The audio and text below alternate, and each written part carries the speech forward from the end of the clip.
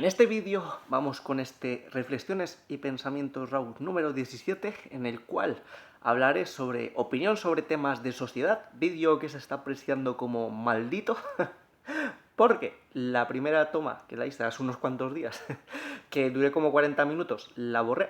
La segunda, que acaba el vídeo, se borró al darle de que se quede lo que es el vídeo grabado, dio error, así que el archivo se perdió completamente. Así que he perdido más de 2 horas de grabación, así que a ver si en esta sale por fin. Para este vídeo que tendrá menos de 10 visitas, pero quiero que este compilatorio con un montón de temas que daban para vídeos diferentes que salgan en el canal y así yo me quedo más tranquilo. Que en principio así de compilatorios de esta sección que tenga preparados quedan 2 más. Uno que era el otro que está planeado y otro que era de un montón de vídeos que tenían que ser sobre ejercicios de autoconocimiento, que a lo mejor lo meto en otro compilatorio, así me los quito de encima. Y después a ver si sigo con esta sección o no, pero yo por lo menos quiero acabar. Así que en este vídeo, en este estricto indirecto, y sobre todo porque quizás el anterior se me borró porque pausé varias veces y a lo mejor por estar pausando muchas veces, al cerrar el vídeo me dio error.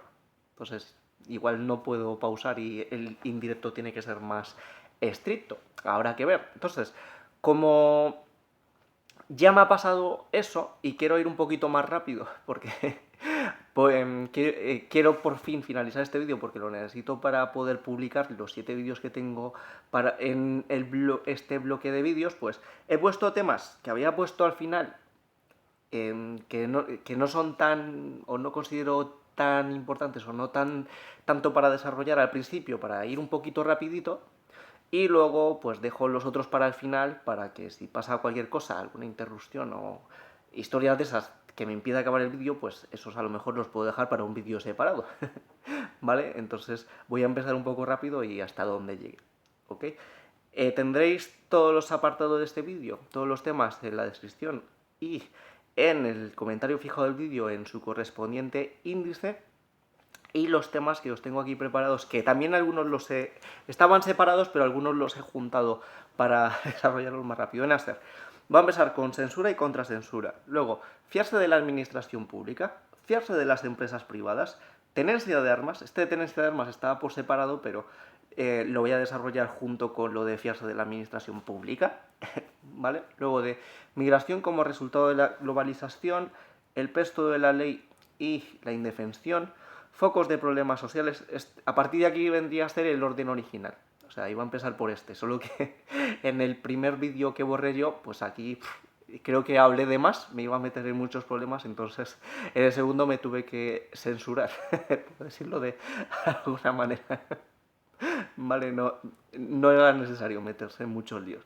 Luego de moralismos y moralistas versus la libertad. Igual, este de la libertad estaba separado, pero lo he juntado porque al final lo desarrollé con esa pregunta, por decirlo de alguna manera. Luego, derecho a opinar versus exposición social, expertos cobardes versus comunicadores valientes. Y por último, mentira y manipulación social. Que aquí, entre corchetes, no aparece en el índice, pero aquí vendrían un par de temas más. Bueno, eso ya lo digo después. Entonces, ya empezando desde el principio, que en el primer tema que nace el de censura y contracensura. Y como pistas, recordad que aquí las pistas están mal redactadas porque son como palabras clave o ideas generales para yo enterarme por dónde abarcar la reflexión RAW, ¿vale? Viene a ser, me he puesto fuentes de información y la imparcialidad, código de comunicación y uso de la ficción. En los intentos anteriores, lo abarqué al final de que la contracensura, esto creo que lo aprendí del canal de Jesús González Maestro, que es un profesor de literatura, y espero no equivocarme a la hora de parafrasearlo, pero parece que se puede usar el uso de la ficción como método para superar la censura. Entonces eso quiere decir también de controlando códigos de lenguaje que los sensores no puedan comprender, que no puedan entender, es una de las maneras de poder superar la censura. Y una de las maneras de superar la censura es mediante la ficción. Vale, ahí viene otra parte que creo que decía él, y si no lo decía, pues ahí me disculpo si lo estoy parafraseando mal, es que la gente que no se puede, a ver, creo que decía algo así como que no se puede aprender nada de la literatura o de la ficción, sino de que o sea, que no vas a aprender nada nuevo, o sea, que tienes que tener las cosas ya aprendidas de antes.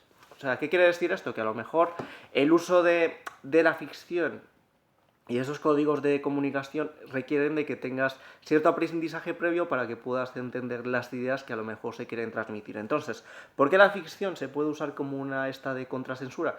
A ver, si tú, por ejemplo, pones una historia súper ficticia, que es de, yo qué sé, de dragones, mazmorras, medieval y cosas por el estilo, y eh, lo que intentas comunicar para superar la censura es, por ejemplo, un mensaje de rebeldía contra el gobierno o de rebeldía contra perfiles de cierta persona y cosas por el estilo, pues ante la censura, como está en un modo ficticio, pues a no ser que lo censuren también porque se den cuenta del lenguaje, pues si no se dan cuenta del lenguaje y de lo que quiere decir la obra en general, puedes superar esa censura mediante la ficción o de los códigos de comunicación. Entonces, parece muy interesante. Y luego, aquí puse de fuentes de información y la imparcialidad. Pues a ver, contracensura mediante las fuentes de información.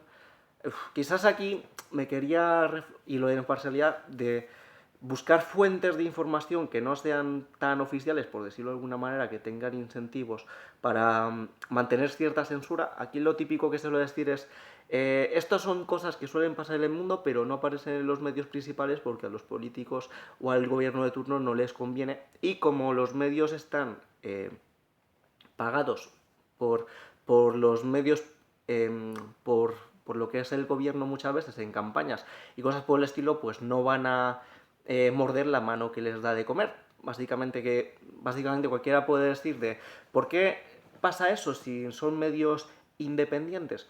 Porque a lo mejor el gobierno te sale, yo que sé, con un par de campañas anuales de publicidad institucional y cosas por el estilo, y eso es un montón de dinero que los medios privados son un montón de ingresos y claro, si esos medios privados están reventando lo que es contra el gobierno, mostrando todas las cosas malas que hacen y cosas por el estilo, pues se pueden quedar sin esa fuente de financiación. Entonces es como que los están comprando de manera indirecta.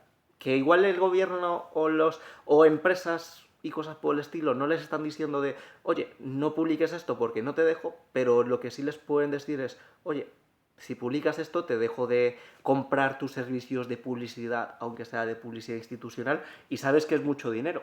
Tú verás si quieres seguir recibiendo ese dinero o no. Entonces, censura y contracensura, fuente de información y la imparcialidad, pues supongo que quizás un poco la verdad, bueno, la verdad no, pero la verdad sería encontrar fuentes de información completamente independientes, que no tengan este tipo de incentivos. Si es posible, bueno, que no esté sesgada es difícil, porque todo el mundo al final tiende a tener sesgos y la imparcialidad en el fondo tampoco parece lo que es así, pero que por lo menos que las fuentes de información y todo eso, pues que sea eh, al menos creíble, ¿vale? No sé si se me entiende, o sea, de que si te dice que está pasando algo, pues yo que sé, que te muestre fotos o que haya estado allí y cosas así. Bueno, aquí voy a dejar este tema creo que lo podía desarrollar un poquito más, que esto lo desarrollé en el intento 2 de hacer este vídeo, que viene a ser la parte de la censura de... Y aquí poniéndome en el lado contrario, en plan de, ¿puede estar justificada la censura? Y aquí creo que un ejemplo que me inventé era de, por ejemplo, se debería prohibir una obra que, por ejemplo, incita a las personas a hacer actos que van en contra de la sociedad, por decirlo de alguna manera. Eso sería, o sea, sería lícito lo que es hacer esa censura. En plan, digamos que hay una película, que tú generas una película o un libro o un juego que hace que, por ejemplo, el 1% de las personas empieza a desarrollar conductas antisociales. Y antisocial aquí no me refiero de asocial, de que pases de la gente, sino en plan de delictivas, ¿vale? Empiece a hacer actos delictivos o actos de rebelión y cosas por el estilo. ¿Sería lícito censurar ese tipo de obras? Y aquí, pensándolo, no tendría una respuesta clara. No sabría qué decirlo, porque de por sí la propia obra no está causando el mal de manera directa. Lo que lo causan son las personas que las consumen y no pueden asumir ese tipo de información. Entonces, no lo veo de todo claro. Porque, por un lado, si apoyas que ese tipo de obras se censuren, estás infantilizando y quitándole parte de responsabilidad individual a todas las personas que pueden consumir este tipo de obras que pueden ser problemáticas. Quizás en todo caso, más que censurar ese tipo de obras que, como os digo, a ver, si son cosas que causan un daño de manera directa, pues quizás sí se pueda llegar a prohibir, por decirlo de alguna manera. Pero si los daños, por decirlo de alguna manera, son causados de manera indirecta por cómo digiere la gente ese tipo de obras a censurar, pues el problema no pasa a ser tanto de la obra, sino que pasa a ser de las personas a la hora de hacer eso. Entonces, en todo caso, igual, más que censurar, deberían ponerse ciertos avisos antes de consumir ese tipo de obras de las consecuencias que pueden llegar a tener. Pero, como os digo, no sabría deciros. No sabría deciros si se debería censurar o no. Imaginaos, por ejemplo,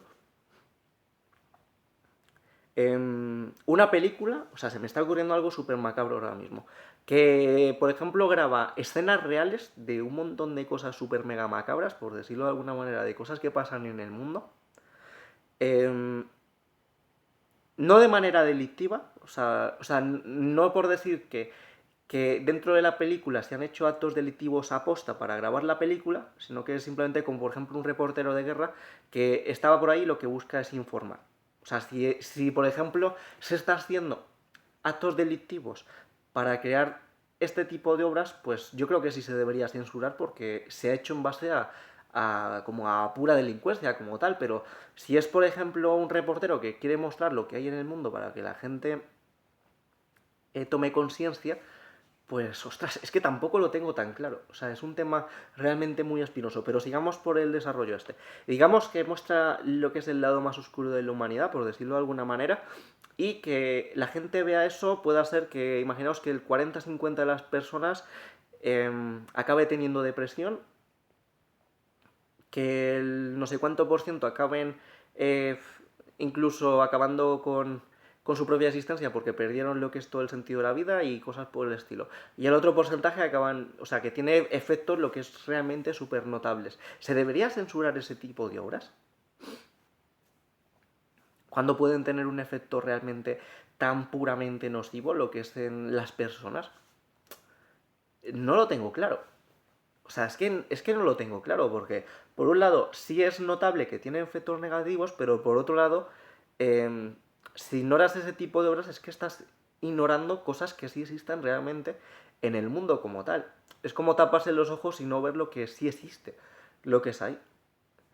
Y la otra pregunta, entonces, en todo caso, igual se debería restringir el acceso a este tipo de obras, pero es que, ¿dónde pones el filtro, por decirlo de alguna manera, de quién puede consumir este tipo de cosas y quién no? O sea, vendría a ser otro tipo de pseudocensura o una parte de clasificación de la sociedad que tampoco está del todo bien.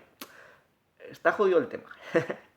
No sabría decir una respuesta clara. Porque si, por ejemplo, aunque sea autoritario y antiliberal y 20.000 historias, si hay una cosa que está reventando a toda la sociedad y que los males son, yo que sé, que se come el 20% del Producto Interior Bruto porque destruye la sociedad y cosas por el estilo, pues si el mal menor es destruir una obra para que todo el mundo siga funcionando, pues o si, por ejemplo, esa obra a nivel, digamos, de construcción trascendental no tiene un impacto que pueda llegar a ser positivo, si se quiere ver así, pues a lo mejor sí se debería censurar. Entonces, estaría diciendo en este momento que podría ser lícito que se censuren las obras que causen un mal social y que realmente solo causen mal por causar mal, pero que no tenga un trasfondo positivo.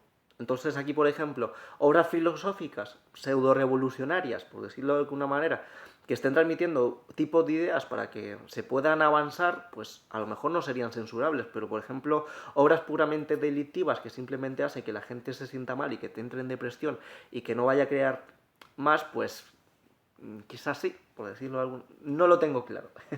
Pasemos al siguiente tema, que se supone que iba a ser temas que iba a desarrollar rápido y me estoy enrollando mucho lo que es con todos estos temas. A ver, el siguiente tema, que es un tema que realmente iba a venir en dos apartados, pero lo voy a enfocar todo en uno, que va a ser fiarse de la administración pública, fiarse de las empresas privadas, tenencia de armas. ¿Por qué he puesto el de tenencia de armas? Porque este lo desarrollo junto con el de fiarse de la administración pública. Pero vamos a empezar por la privada. ¿Uno se debería fiar de las empresas privadas? Pues a ver, si el incentivo principal de las empresas privadas es tener ingresos, esto lo desarrollé en el segundo intento de vídeo. Y llegué a una conclusión que me parece interesante. A ver, si el incentivo principal de las empresas privadas es conseguir dinero, o sea, lo que es conseguir beneficios como tal, si ese es el único incentivo, yo creo que no te deberías fiar de las empresas privadas. Porque en el momento en el que ese incentivo se ve comprometido, es posible que te la puedan llegar a jugar dentro de la legalidad, por decirlo de alguna manera. O incluso hay empresas que tiran de la parte ilegal y si ven que las sanciones que les pueden poner son menores a los beneficios que van a tener por hacer cosas ilegales, lo hacen igualmente. Así que, en principio, con esa parte no. ¿Qué fue a la conclusión a la que llegué en la reflexión anterior? De si se debe uno fiar de las empresas privadas o no. Quizás uno se pueda llegar a fiar de las empresas privadas cuando sus beneficios estén garantizados y que estén contentos con lo que están surtiendo y que la base de su negocio sea la confianza de los usuarios. ¿Vale? En plan de tipos de empresas que viven, o sea, de que parte de las características que tienen que el negocio funcione es la confianza. Porque básicamente si rompen esa confianza se quedan sin negocio y deja de dar beneficios. Entonces, quizás, aunque no lo tengo del todo claro, quizás solo uno se pueda fiar de ese tipo de empresas privadas, por decirlo de alguna manera. Y creo que ni eso. Yo mi tendencia es a ser tremendamente desconfiado, ¿vale? Yo soy tremendamente desconfiado, pero al máximo. Así que yo no me fío de nadie, pero si hay que fiarse de una empresa privada, supongo que tendría que ser una con este tipo de incentivos, por decirlo de alguna manera. Luego, ¿fiarse de la administración pública? Pues tampoco. Aquí, en lo que es en las pistas que me puse problemas con papeleos, corrupción, policías secuestradores, tiempos para presentar formularios, infierno burocrático, me puse aquí en interrogante. Lo de fiarse de la administración pública y lo de tiempos para presentar formularios lo puedo decir por experiencia propia que no hay que fiarse. O sea, no hay que fiarse. O sea, tú tienes que saber a la hora de estar presentando formularios y este tipo de cosas que está bien hecho. ¿Por qué? Porque os cuento un caso mío, un caso grave mío que me pasó por lo del fiarme de la administración pública. Con, yo, por ejemplo, ya tengo la nacionalidad, pero la primera vez que la solicité, creo que tenía como 18 años, pasé por todos los filtros porque todos los funcionarios me estaban diciendo que estaban las cosas bien, creo que llegué a jurar, o sea, pasaron años y llegué a jurar, así que imaginaos hasta qué momento pasó. Y lo que es al final, incluso después de haber jurado, me la echaron para atrás, porque yo con un funcionario dijo que yo no podía solicitar ese tipo de cosas después de haber pasado como un año y medio, 2 años, y me la echó para atrás. Y tú dices, ¿cuál es el problema? Pues el problema fue que como me la habían aceptado de antes y me había fiado de lo que es de la administración y que había jurado y todo, pues hubo papeleos que no hice, que era de volver a solicitar el permiso de residencia, en esta ocasión el de residencia comunitario. ¿Y eso qué significó? Que tuve una especie de lapso de menos de 2 o 3 semanas en el que me podía haber quedado sin papeles.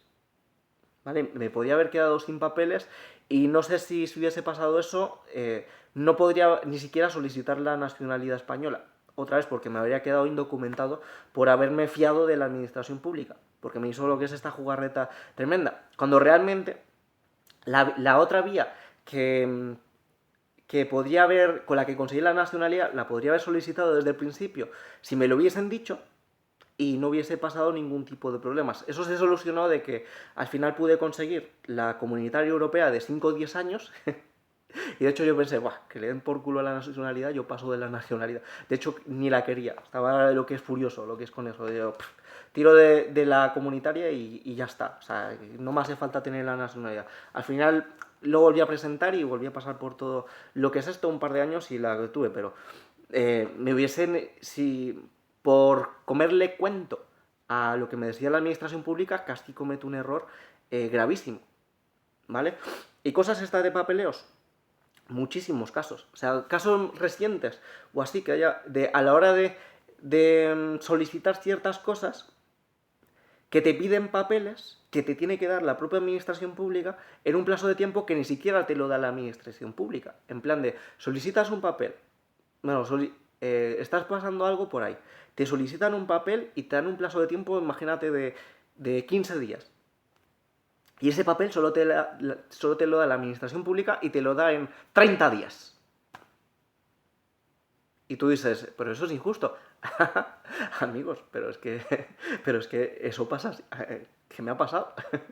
¿Qué me ha pasado? De no poder presentarlo porque te ponen plazos de tiempo que ni siquiera. Que de hecho ni siquiera se puede presentar en el tiempo que dice. O sea, no hay que fiarse en este tipo de cosas. O sea, con las cosas de papeleos y eso, tú tienes que saber que tienes las cosas bien hechas, ¿vale? De antemano, y no fiarse ni un pelo de lo que te digan, porque luego depende del funcionario que te toque. A lo mejor uno te dice que no y te hace un destrozo bestial. Te hace un destrozo, pero bestial, bestial. Así que de fiarse nada. Hasta que. Pero nada de nada. O sea, ¿qué más cosas así de que haya sabido de esto de lo de la administración pública? Buah, bueno, y pseudo privadas, de problemas con compras, ¿vale? Compras que en principio estaba todo en orden y a la hora de hacer lo que es ciertos ajustes, hubo cambios de legislación y que básicamente no puedes modificar o si lo modifica, bueno, son unas historias tremendas. O sea, un infierno, lo que es burocrático, lo que es en ese punto. No hay que fiarse ni un pelo, hay que saber que lo estáis haciendo bien. Luego de problemas con papeleos, que viene a ser esto, de corrupción. A ver, en España yo creo que en la administración pública yo no percibo corrupción como tal. En los políticos sí. Pero en la administración pública, como por decir, de que tú vas a los sitios y sea como en Hispanoamérica, que tienes que estar soltándole dinero a la gente en las taquillas para que te adelante el proceso o directamente para que vaya adelante, yo nunca he percibido nada de eso en España, ni he escuchado a nadie que haya dicho ese tipo de cosas. Como mucho, en cuanto a este tipo de corrupción, como mucho, en plan de. Lo que he escuchado es en plan de en oposiciones, de que personas que tienen cierto enchufe que se lo pongan como más fácil para entrar dentro de los puestos que hay para las oposiciones. Eso es como mucho los temas de corrupción que he escuchado en España, quitando los que sí hay de los políticos. Que la corrupción que puede haber aquí con los políticos es en plan de que hay ciertas cosas de presupuestos que creo que si el gasto es de menos de 15.000 euros, no tienen por qué justificar o no tienen que hacer concurso público para poder dar ese tipo de contratos. Entonces, en plan de que una manera de corrupción es hacer ese tipo de contratos con empresas de amigos. ¿Vale? Es eso el tipo de corrupción que puede haber, pero es a nivel de los políticos, no a nivel de los funcionarios como tal. Al menos yo no lo conozco, yo no lo he percibido como tal, es la corrupción de la administración. Más que corrupción, aquí diría que hay ineficiencia, por decirlo de alguna manera, pero corrupción como tal, quitando la política, que es lo que os he dicho, de enchufar a colegas en puestos de poder o de enchufar a colegas en puestos de administración políticos puros, para que estén cobrando en plan, yo qué sé, 50.000 euros anuales, aunque no estén preparados y eso, pero quitando ese tipo de corrupciones y lo de los contratos públicos, no hay corrupción como lo que he escuchado en plan últimamente estoy escuchando mucho youtubers mexicanos, en plan de, yo qué sé, de que te hacen un retén unos policías y te amenazan con multarte aunque no hayas hecho nada y y les tienes que soltar dinero para que no te pongan una multa o yo qué sé, en plan de que si eres un turista y te pillan haciendo lo mínimo, te ponen una multa totalmente desproporcionada con la realidad de con lo que realmente te estarías mereciendo, o algún caso de, por ejemplo, de que estaba con unos policías que lo bajaron del, creo que era, lo bajaron del coche y le robaban cosas directamente los policías, pues ese tipo de cosas aquí al menos yo creo que aquí no pasa. Yo creo que esa parte aquí no existe como tal. Entonces, esa parte de fiarse de la administración pública cuando la administración pública es corrupta, siendo corrupto en lo que os acabo de comentar, en lo de que tienes que pagar para que te saquen los papeles, y si no se pierden o no se hace, o se ralentiza de manera indefinida, o que directamente lo que es la policía te roba, o lo que he puesto aquí, que la policía te secuestra.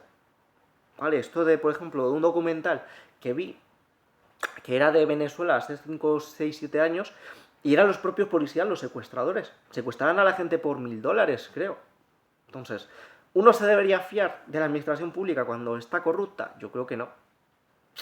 Yo creo que ni de coña. Y aquí, y por eso lo he juntado con lo de la tenencia de armas, lo que es en este punto, que si la, si la, si la fuerza de la administración pública, si la fuerza del Estado está corrupta, tanto de que no solo no cumple su función de protección, sino que es un agresor, veo totalmente lícito y justificable que sea permitido tener tenencia de armas. Porque si no te protegen y encima te atacan, de alguna manera te tienes que poder defender. Así de claro. O sea, si tienes los propios policías y los secuestradores son los propios policías, ahí tenemos un problema. Y de hecho, creo que en España también ha pasado. Esto me recuerda de una entrevista que le hizo Jordi Wild a un señor que hacía como documentales de sucesos criminales en Cataluña. Y parece que uno de los casos más espectaculares, por decirlo de alguna manera, era de unos policías de un pueblo que les dio por secuestrar a la hija de un señor muy rico para cobrar lo que la recompensa, y que luego, según sus palabras, decía que eran tan tontos que ni siquiera sabían cobrar la recompensa cuando el padre iba a pagar, pero eran tan tontos que no sabían, según las palabras que decían, yo no estoy diciendo nada, que no sabían cobrar la recompensa, y se quedó la señora esta secuestrada durante más de un año y medio, e incluso la dieron por muerta. Pero porque los secuestradores eran los policías, y cuando iban a denunciar a la comisaría, pues esa orden no pasaba, porque ellos eran los secuestradores, por decirlo de alguna manera. Esa orden no iba a ninguna parte, entonces ni siquiera buscaban a la persona o se hacían los tontos. Entonces, con una administración pública, sobre todo lo que es en sus mecanismos de fuerza, por decirlo de alguna manera, o de protección o de defensa, si está así de corrupta, yo creo que es totalmente lícito de que la población tenga armas para poder defenderse. Totalmente lícito. De hecho, es más, aunque no sea corrupta por el hecho de la inmediatez, porque tú, por ejemplo, te están atracando, o como por decir, como cosas que han pasado en España, vienen, vienen los delincuentes estos que tienen formación militar, que vienen de países del este, que a lo mejor han sido países que han pasado por guerras, se vienen aquí en grupos de 5 a los chalés de los ricos. De hecho, creo que le pasó a Aubameyang, que le dieron un culetazo con una escopeta y le rompieron la mandíbula. Y también a algún famoso le ha pasado que le dan una paliza. Se meten en tu casa, te dan una paliza, te roban todas las cosas, van completamente armados, y tú me dirás, ¿de qué coño te sirve tener lo que es una super policía si no está cuando la necesitas? Y es que no puede estar cuando la necesitas, porque no puede estar en todas partes a todas horas. O sea, ¿cómo vas a llamar a la policía si se te han metido directamente en casa? Ya te tienen encañonado, por decirlo de alguna manera. O sea, en ese momento dependes completamente de tu integridad física, e incluso tu vida, y tu integridad mental, por si por ejemplo se pasan con acciones que pueden tener lo que es las víctimas, o cosas que pueden hacer, dependen totalmente de unos sociópatas.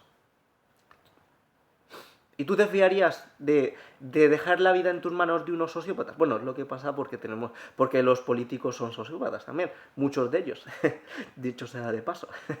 Pues esos son criminales de guante blanco, lo que se dice, ¿vale? Pero ¿tú pondrías la vida en tus manos de unos sociópatas? No. O sea, yo creo que ahí la gente debería poder defenderse eh, a sí mismos, ¿vale? Debería poder defenderse en plan, ¿se te meten encañonados? Pues tú los encañonas de vuelta.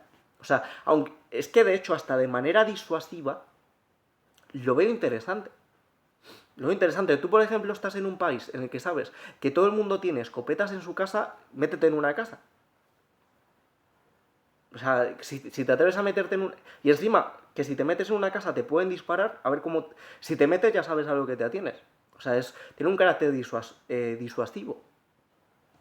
Que de hecho, a ver si lo voy a hablar esto después. A ver, A ver, al hablar de miedo igual hablo también de lo que es la parte de la disuasión, de la importancia de la disuasión. Por ejemplo, las armas nucleares no son armas para usarse como tal, son armas disuasorias. O sea, fijaos cómo Corea del Norte, con todos los problemas que ha dado, tiene su arma nuclear y cómo no se atreven a meterse. Porque tiene el arma nuclear, aunque no la use. Y aunque no la vaya a usar nunca. Porque las armas también tienen un carácter disuasorio. Pero fijaos cómo, por ejemplo, Estados Unidos se ha metido en un montón de países que no tenían las armas nucleares y ha hecho un destrozo lo que es tremendo en esos países, por decirlo de alguna manera. Como si se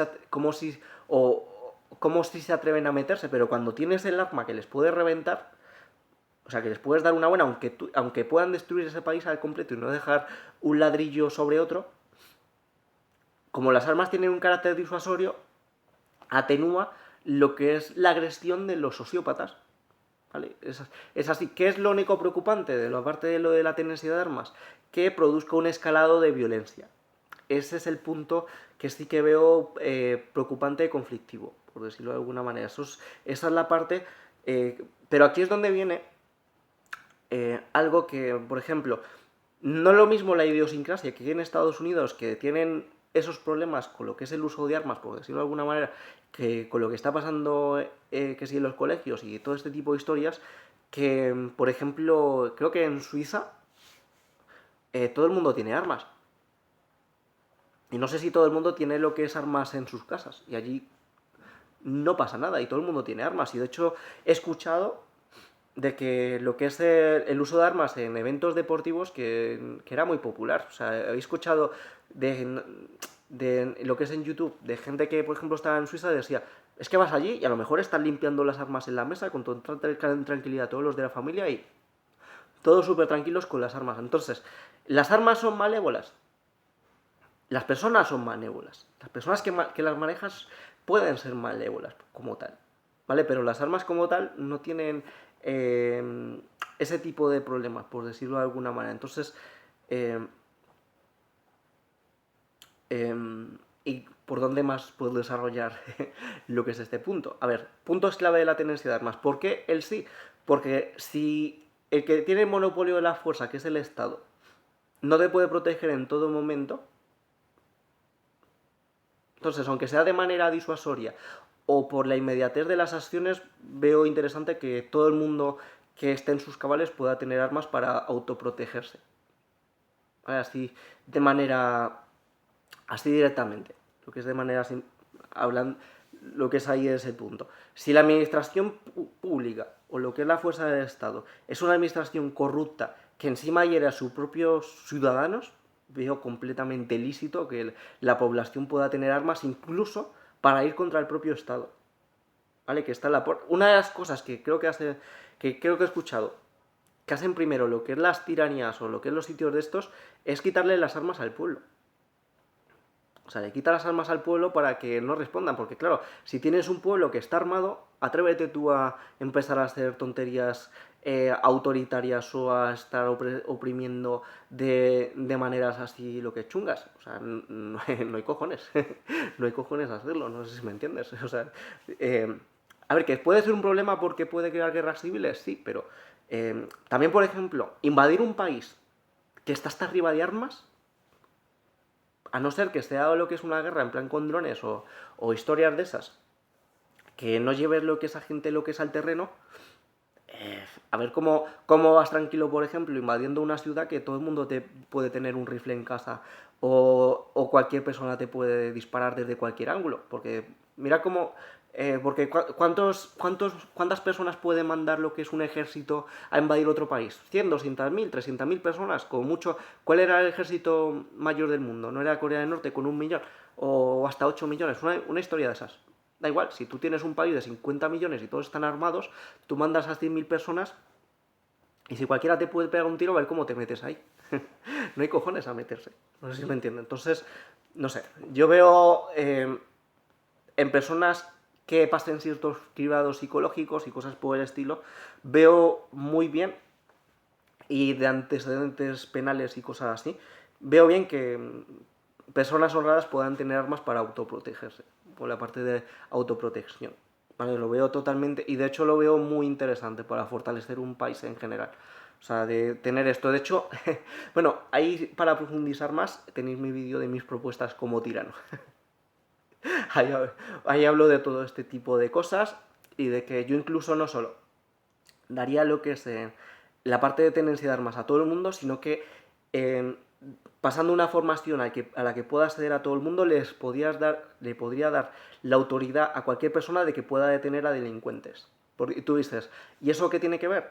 Porque cualquiera, por ejemplo, que pueda ver un acto delictivo que está pasando, que tenga autoridad de ponerle fin. ¿Vale?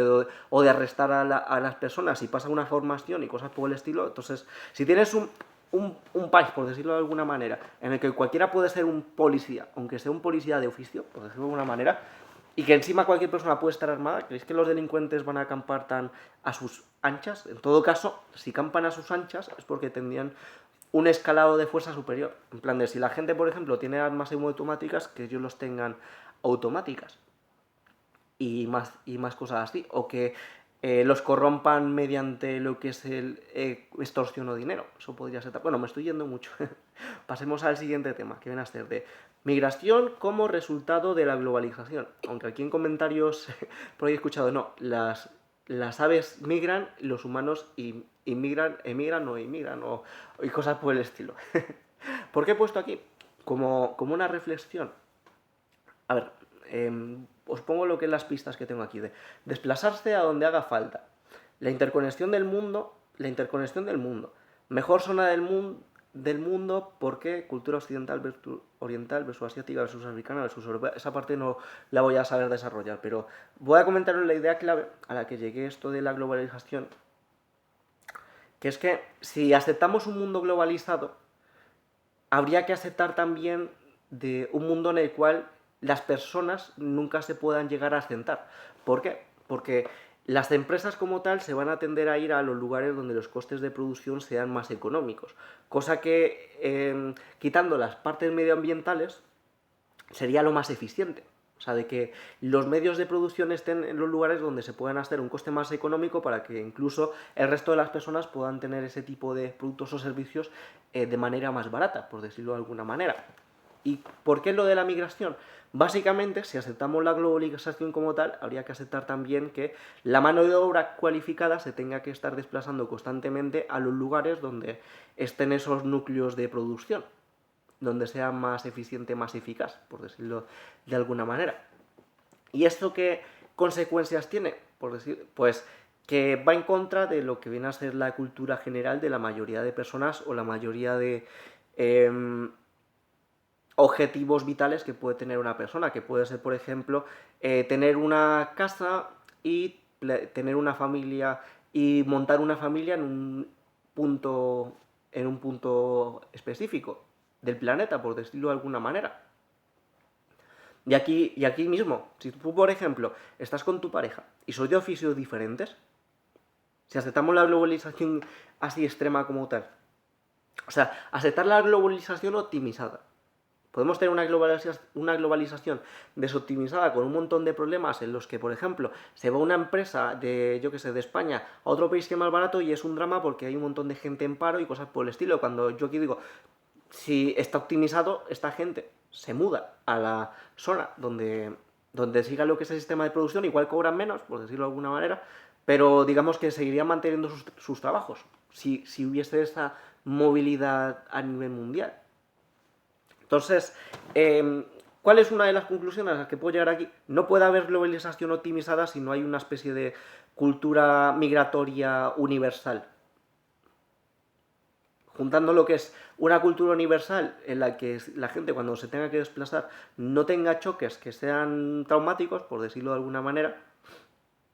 O sea, tú, por ejemplo, un estilo de vida occidental, pues a lo mejor irte a un estilo de vida que sea, yo que sé, una tribu, o cosas por el estilo, o al estilo de vida, yo que sé, islámico de países que son súper estrictos con todo eso, pues igual no es lo mejor y por mucho que allí esté el trabajo tampoco vas a querer ir, porque no vas a estar a gusto. Entonces, la globalización requeriría de movilidad de todo el mundo y de una cultura universal en que todo el mundo se pueda sentir cómodo para que llegue a funcionar de manera óptima. ¿Vale? Es una pequeña reflexión a la que he llegado en este punto. Pero ¿por qué también lo veo problemático a la hora de montar familias? Porque si tú, por ejemplo, tienes una pareja que es de un oficio diferente y tenéis hijos, entonces ¿qué hacéis? Uno está en una punta del mundo, otro en otra punta del mundo, y los hijos ¿dónde quedan?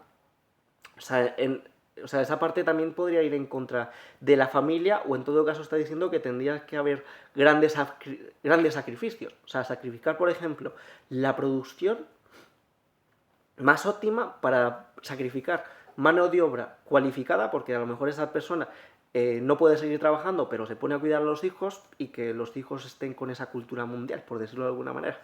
¿Cómo podría funcionar la historia esta? Pues a ver, esto va anti cosas liberales y cosas por el estilo, pero la única manera que veo que funcione esto es con sistemas, por ejemplo, educativos y cosas así que estuviesen centralizados incluso con cosas como idiomas únicos y cosas por el estilo. O sea, al final todo se resume en lo que es en globalización versus cultura, por decirlo de alguna manera. Igual por eso puse como pistas lo de cultura occidental versus oriental versus asiática versus africana versus europea. Hombre, occidental y europea es la misma historia, más o menos. Y no se me ocurre nada más aquí. Yo creo que he dado algunas ideas para reflexionar sobre el tema este. O sea, de aceptar completamente la globalización para tener productos y servicios más baratos, pero a costa de que no podamos establecernos en un lugar, porque la consecuencia es que nos deberíamos estar desplazando donde hay el trabajo. Porque el trabajo, si existen los productos, igual no se destruyen como tal, simplemente se desplaza a otras zonas del mundo. Entonces, si tú tienes la mano de obra cualificada, te tendrías que desplazar a esas zonas con las condiciones que te pongan en esos sitios. Ahí está lo que es ese tema. Luego, el peso de la ley y la indefensión. Y me puse aquí como pista de sin recursos no hay defensa efectiva, el peso de la ley y la indefensión, equilibrio de poder, delincuentes y ley, delincuentes que se aprovechan de las leyes, responsabilidad individual. A ver, el peso de la ley y la indefensión. Que aquí lo que critico es que mucho se dice de que se enorgullece de tener, por ejemplo, que hacer caer el peso de la ley sobre la gente que hace las cosas ilegales, por decirlo de alguna manera, pero realmente, si no tienes dinero suficiente como para poder hacer cumplir esas leyes, la gente sin recursos se queda indefensa. ¿Vale? Si hay, por ejemplo, un montón de actos delictivos, por decirlo de alguna manera, y se siguen perpetrando porque la gente no puede denunciarlos, porque no se puede permitir los costes, los riesgos o el esfuerzo mental de tener que estar años lo que es con ese tipo de cosas judiciales y todo este tipo de movidas, pues al final hace que la ley solo esté para quien se la pueda permitir, no es para todo el mundo. Así de claro. Tú, por ejemplo, imagínate que tienes un jefe que es un cabronazo, por decirlo de alguna manera, y que te está haciendo cosas chungas, pero que apenas llegas a fin de mes. Y como para meterte, por ejemplo, en juicios que duran, yo que sé, varios años, que tienes que pagar a abogados, que encima con el riesgo que te pueda entrar miedo de que si no ganas tienes que pagar las costas de los juicios, pues ¿qué es lo que hace mucha gente? Pues que al final se queda indefensa porque no puede permitirse los costes de hacer cumplir la ley. Entonces el peso de la ley será para quien pueda usar los mecanismos legales, pero la ley no está para todo el mundo, eso es una ilusión. Eso de manera efectiva no es cierto, que todo el mundo sin ir más lejos. O sea, tanto de peso de la ley y cosas por el estilo. ¿Cuánta gente puede estar sufriendo acoso cibernético? Por decirlo de alguna manera. ¿Vale? Incluso de tener amenazas de muerte y cosas por el estilo. Pues hay un montón de gente que estará en ese tipo de posiciones. ¿Y por qué no hace nada? Porque te vas a poner a denunciar o a poner a investigar quiénes son en los perfiles anónimos, imagínate 100 personas que te están haciendo ese tipo de cosas. ¿Cuánto dinero tendrías que invertir para llevar a estas gentes? Es que ni siquiera para tú llevar dinero, es para llevar a esta gente a prisión. Porque los llevas a lo mejor por lo penal, no por lo civil. O sea, es que es totalmente viable. Inviable, perdón. Entonces, la ley en principio está, pero si no tienes los mecanismos para activarla, pues no te sirve. No te sirve de nada. ¿Vale? Eso es ahí lo que quería poner en este tipo de reflexión, por decirlo de alguna manera. Esta indefensión efectiva que existe al final. O sea, de que sin recursos no hay ley, por decirlo de alguna manera. O sea, y no todo el mundo se puede permitir estar 5 años esperando un juicio con todo ese estrés y cosas por el estilo, con todos los gastos que tiene, con todo eso, entonces al final pasan de intentarlo ni siquiera. Luego, a ver, que las pistas, sin recursos no hay defensa efectiva, lo mantengo. El peso de la ley y la indefensión, el equilibrio de poder, delincuentes y ley. Delincuentes se aprovechan de las leyes y que está en la otra. O sea, que las leyes están para quien las sepa utilizar. Y la gente, si sabe utilizarlos de manera perversa, entonces van a incluso escudarse con sus actos delictivos para hacerlos con casi completa impunidad. O sea, el caso más importante, por ejemplo, que puede haber en España, mejor ejemplo, el tema de la ocupación. O sea, tú puedes, por ejemplo, empapelar a un tipo que te roba algo que tiene más de 600, con un valor por encima de 600 euros, que te lo das en la calle, pero si, por ejemplo, se mete en tu casa, accede a todas tus cosas, se enchufa lo que es a la luz, el gas y todo eso y no lo puedes echar, te quedan unos perjuicios de la hostia. Incluso hay algunos por ahí que llevan ocupando casas durante más de 5 años. Y, y no lo puedes echar y luego se declara como insolvente y tampoco te va a pagar nada porque no tiene dinero. O sea, me dirás dónde está la ley con esa parte y cómo los delincuentes se aprovechan de este tipo de mecanismos. ¿Vale? Es que es así. O sea, de carteristas, que encima los policías y los estos se los conocen, que habrán robado más de 200 veces, pero como sus robos son por debajo del umbral de que los podían poner en problemas, pues los sueltan, porque se aprovechan de las leyes. O sea, ese tipo de cosas tampoco se deberían permitir así, lo que es ese uso macabro de las leyes de esta manera que está favoreciendo o le está dando a los delincuentes alas para que hagan lo que les dé la gana. ¿Vale? Eso no lo veo ni medio normal, ese tipo de mecanismos. Luego, ¿qué más? Aquí con lo del peso de la... Pues no se me ocurre nada más. Entonces pasamos al siguiente tema, que vendría a ser el primer tema, que debería haber puesto al principio, pero que ahora lo pongo al final porque así he desarrollado los otros que eran más rapiditos de manera más relajada, por si por lo que sea el vídeo se corta en algún momento. Y espero que no de error, esta vez que no de error.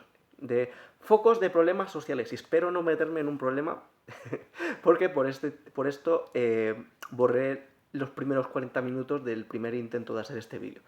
Me puse como pistas: pobreza, traumas, familias disfuncionales, violencia, racismo y xenofobia. Sí, lo de los focos de los problemas sociales. Un dato interesante antes de que se me olvide. En la parte de familias disfuncionales, hace poco escuché en YouTube, creo que se lo escuché a César Hernández, el de Esquizofrenia Natural. Creo que fue él, y si no, pues ahí me disculpo, pero creo que dijo algo así como que en Estados Unidos había un estudio que ponía que como el 80-90% de las personas que están encarceladas son hijos de madres solteras. ¿Y eso qué está diciendo? ¿Que ser madre soltera va a ser que tu hijo sea delincuente? No, lo que puede crear es que si las personas están en familias que son disfuncionales, aquí viendo cómo disfuncional, por ejemplo, de las dificultades que puede tener una madre soltera, que lo puede dar todo, por decirlo de alguna manera, puede intentarlo todo, pero a nivel económico pueden ser personas que pueden estar muy comprometidas, entonces esos hijos pueden no quedarse pueden quedarse con desventajas económicas que ya los están poniendo en una mala posición. A nivel de atención de sus padres, como solo tiene la madre, encima tiene que estar trabajando todo el día para mantenerlos, pues igual tampoco tiene la mejor atención que pueden. Encima, la propia madre, si está encargándose de todo, con un estrés de la hostia, o sea, que encima puede estar con una mala hostia increíble y puede que los trate mal por el hecho de que no tiene tiempo ni para vivir ella, entonces ese tipo de familias disfuncionales puede crear lo que es a personas con traumas, que ahí es donde viene la otra parte, de focos de... puede ser un foco de personas con traumas y que esas personas con traumas creen problemas sociales, ¿vale? O sea, estoy aquí desarrollando el origen de los problemas sociales en dos focos. El foco, lo que es familiar, los traumas y la pobreza, por decirlo de alguna manera. Porque de hecho hay focos familiares que si están en el entorno de pobreza y crea traumas, puede crear problemas sociales. Es que ahí viene lo que es ese problema ahí. Entonces, yendo lo que es a los otros focos de problemas sociales, el de la violencia. Por ejemplo, un problema de... ¿Qué puede ser foco de violencia? ¿Qué puede exigir lo que es la violencia? Pues aquí las reflexiones lo vi la desarrollé en los primeros intentos con lo de la pirámide de Maslow, que viene a ser la pirámide de las necesidades que tiene cada persona, por decirlo de alguna manera.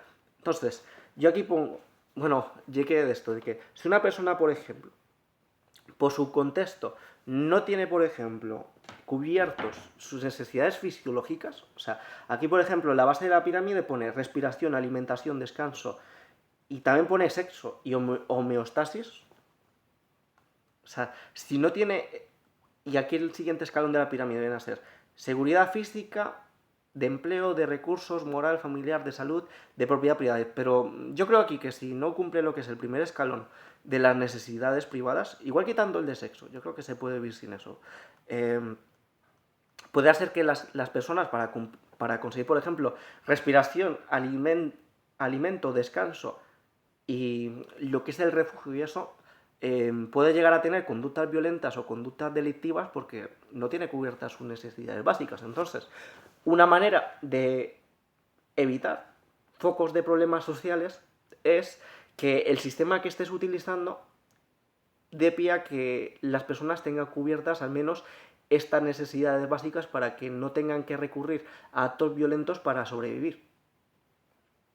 Ya sea que tengas un sistema liberal súper bien engrasado en el que todo el mundo pueda acceder a puestos de empleo que les dé para cubrir este tipo de necesidades, o ya sea que este es un sistema súper comunista en el que cubras a la gente de este tipo de necesidades para que no tenga que recurrir a la violencia. No estoy diciendo el sistema, simplemente digo el resultado al que hay que llegar para evitar este foco de problema social que puede ocurrir con la pobreza.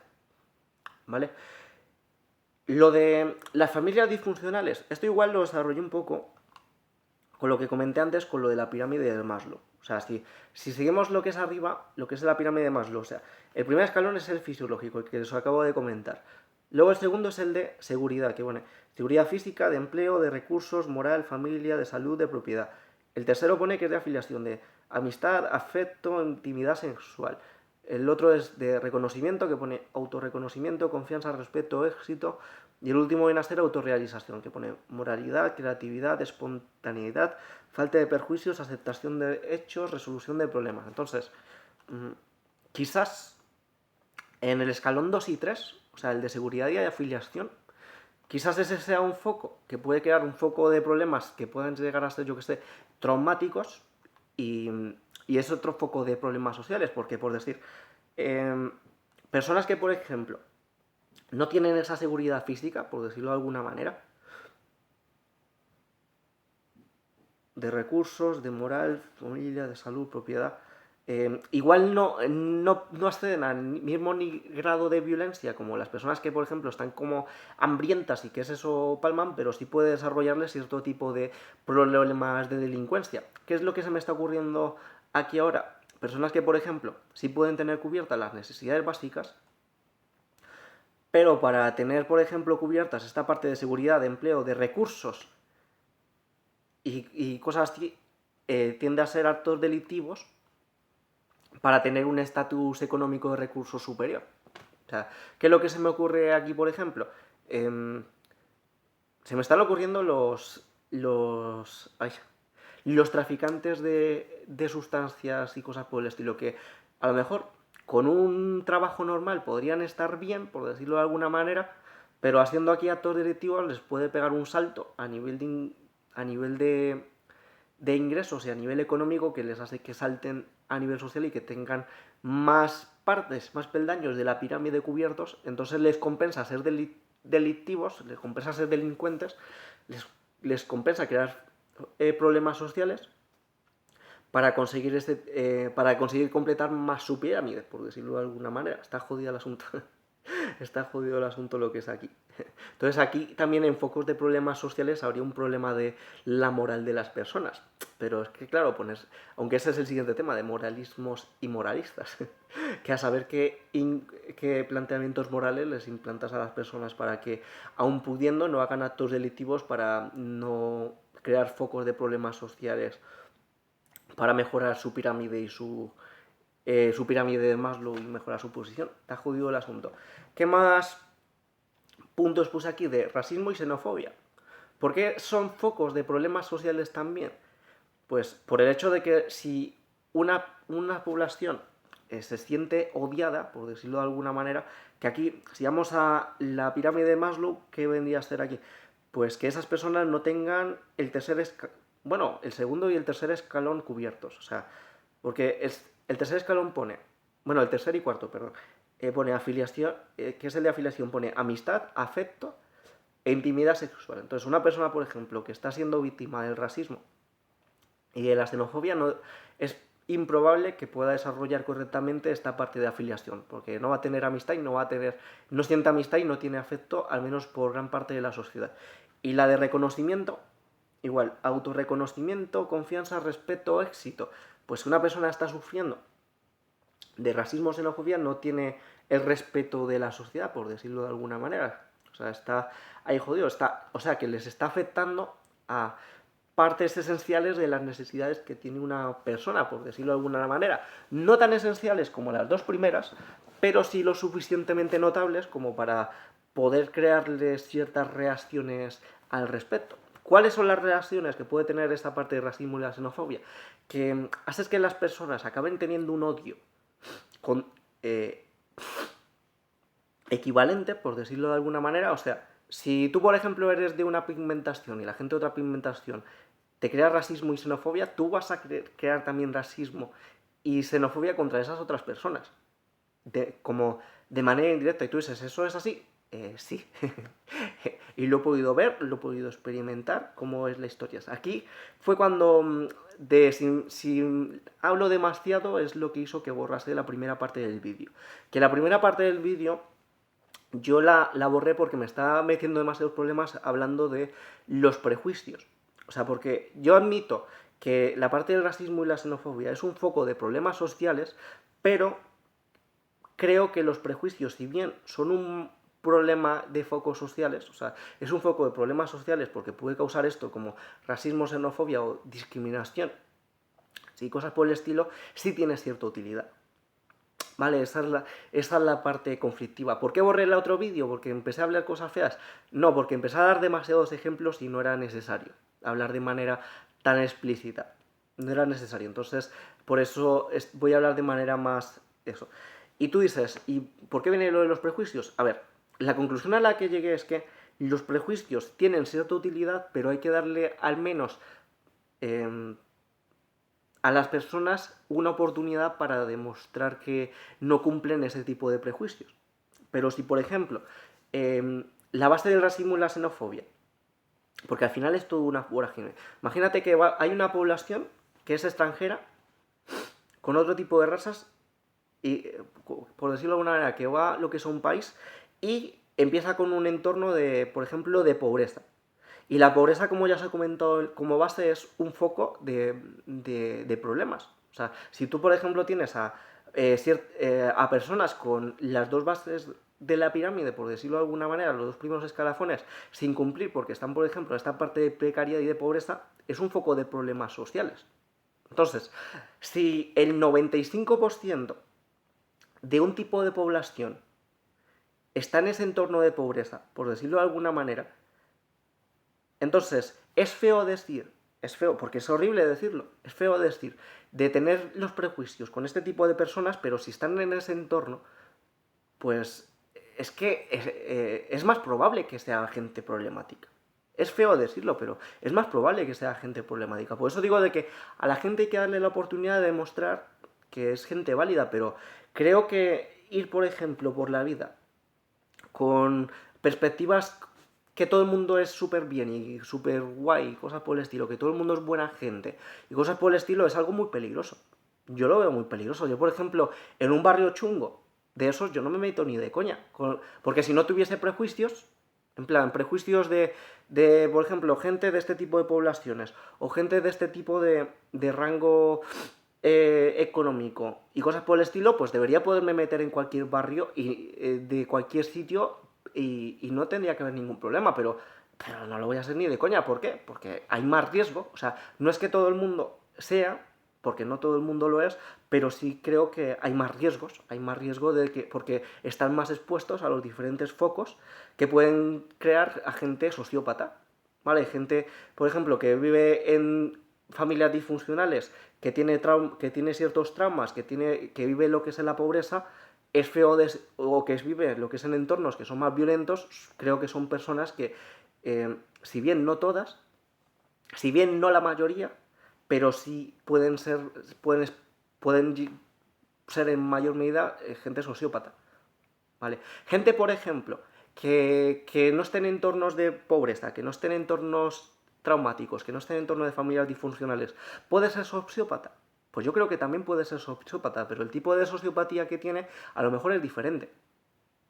¿Vale? En plan de, por ejemplo, un niño rico que ha tenido de toda la vida, que tiene, por ejemplo, un trastorno narcisista de la personalidad y que tiene también psicopatía, ¿vale?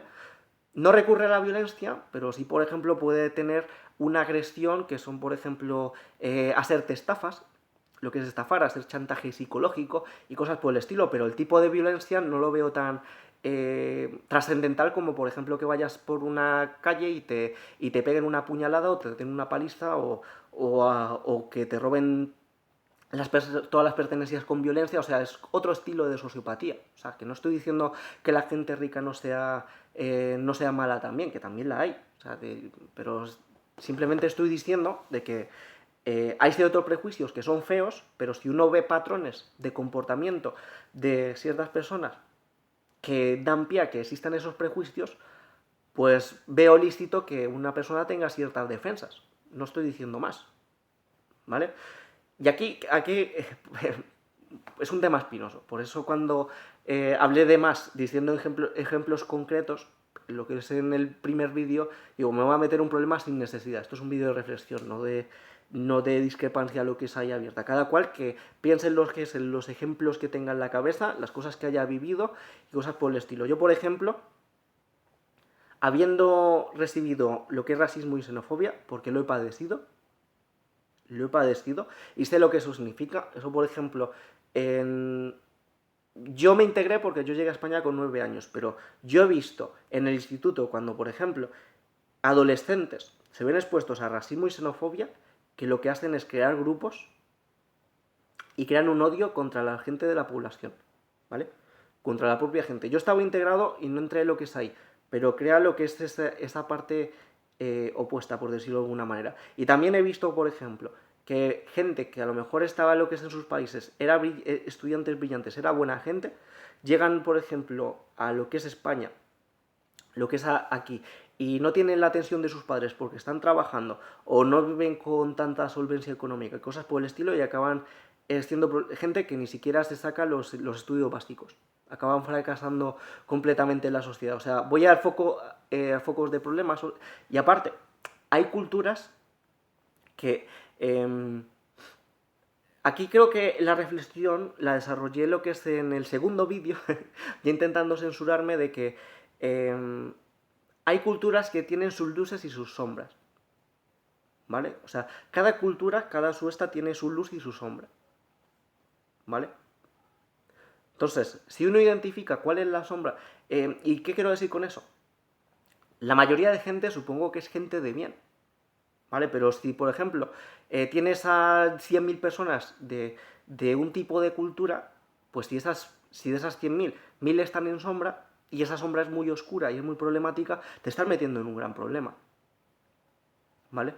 ¿Cuál es la sombra, yo, por ejemplo, que puedo poner de mi cultura matriz, que viene a ser como de hispanoamericano? La violencia.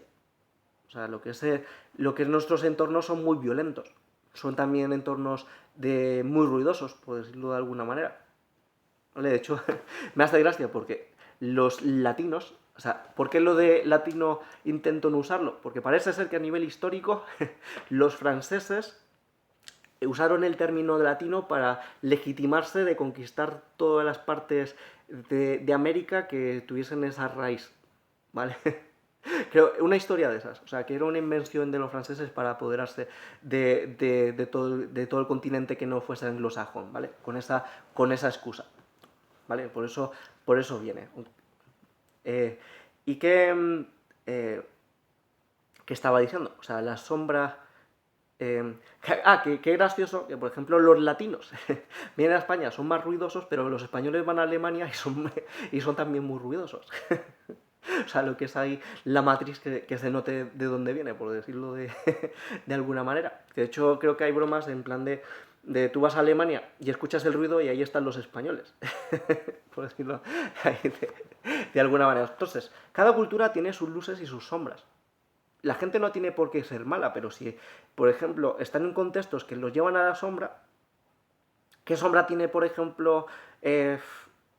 Bueno, aquí ya no voy a hablar más. Yo creo que ahí si sabéis, ¿vale? Porque hay, por ejemplo, culturas que tienen una sombra terrorífica.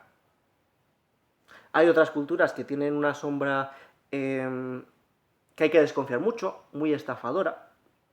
Otras culturas que tienen una sombra eh, militarmente violenta.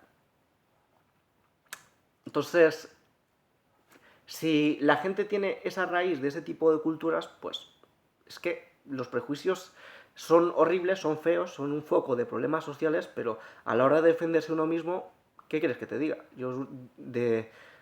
No vería sensato que sin conocer a una persona que es de fiar, eh, te pongas en una situación de vulnerabilidad simplemente confiando en su benevolencia. Y más sabiendo que en el mundo, ¿qué era el porcentaje? Como he escuchado todo tipo de porcentajes, como del 1 al 10% de las personas o son psicópatas o tienen tendencias o rasgos de psicopatía.